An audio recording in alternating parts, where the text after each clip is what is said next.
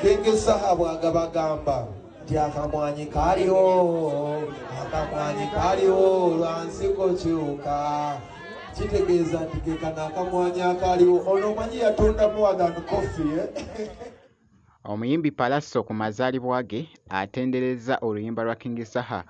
ku Dr. Joseph amugambye n'amugamba nti nno bro wange yuwa munanga te special byengenda okubeera nga nkutuusaako ate nga King Saha ali side eno abaddeko ku mukolo ogumu naye munnange wali bafaanizi be ku mukolo bamulaze omukwano wali abaddeko ne message gy'abadde abawa byengenda okubeera nga nkutuusaako maaso awo kakasa intino osubscribinga ko site no kwayikinga video bampita Geminati sinza ku Geminati yogi kansoke nkutegeeze munnange wali Pallaso jukira nti nno akyali mu ku celebratinga amazaalibwa ge yabaddeko mu kifo ekimu wali ne muganda we Chameleone omukulu naye yabaddewoko kakati nno wali munnange obwedda ali mu kutenda muganda we Chameleone wali n'agamba nti nno Chameleone nti nno atundanga keeki munnange amugambye nti nno bro you are so special awo alina ebirala munnange ate byabadde agattako nga ali mmutendereza munnange actually amubeereddewo kakati nno bye bino munnange ate wali engeri gy'abadde akakasaamu oluyimba lwa King Saha akamwanyi King Saha bwagabagamba nti akamwanyi kaliwo lwansiko kyuka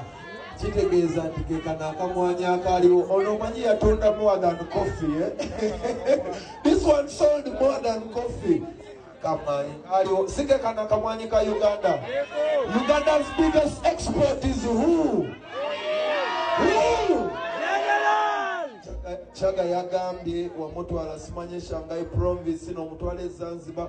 nze Chameleone yatuuse okukunfulumya Uganda nengende Kenya nenjiyitamu nendaba Rift Valley nengenda paka Morogoro nengenda paka I don't know how many times. Brother, you are so special. On my birthday I want to tell you thank you for being a great man.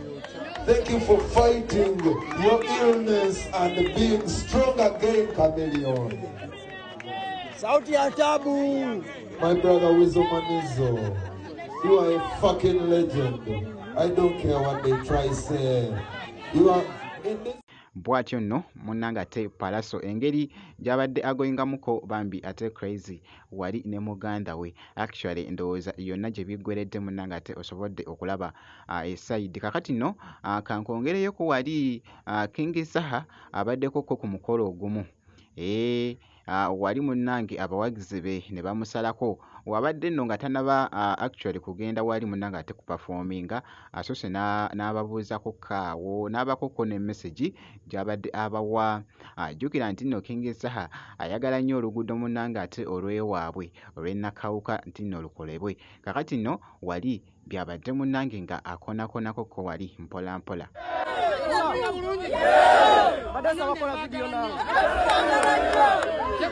Jemuli mumpulira nga ndwaja n'oluguudo lwaffe luno bannange oluguudo ndulwaja nakuba sirukonde sanzekka ndikola lwa mukwano gwe mbayinako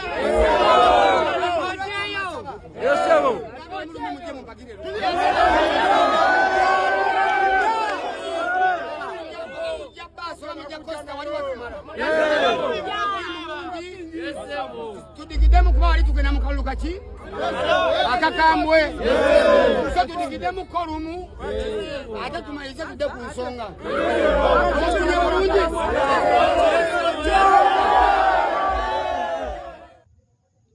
nkugambye abadde seti nnyo wali nga agenda munnange ate performinga kw'ossa ate n'ebigambo munnange ate byabadde awerekezaako ko awo yaman time for duty yaman kyataliko anti kati emikolo gyo esaawa abagole bali omwo ogenda kuwulira pati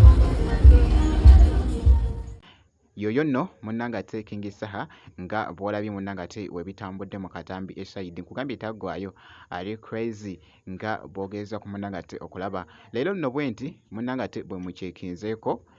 kakasa nti nno gwe kasita obeera nga osubscribinze linda bulungi munnange ate update yonna tujja kuba nga tugikutuusaako essayidi eno. Kakati nno nzikiriza ngenda kubeera nga nkomawoko mu maaso awo n'ebirala.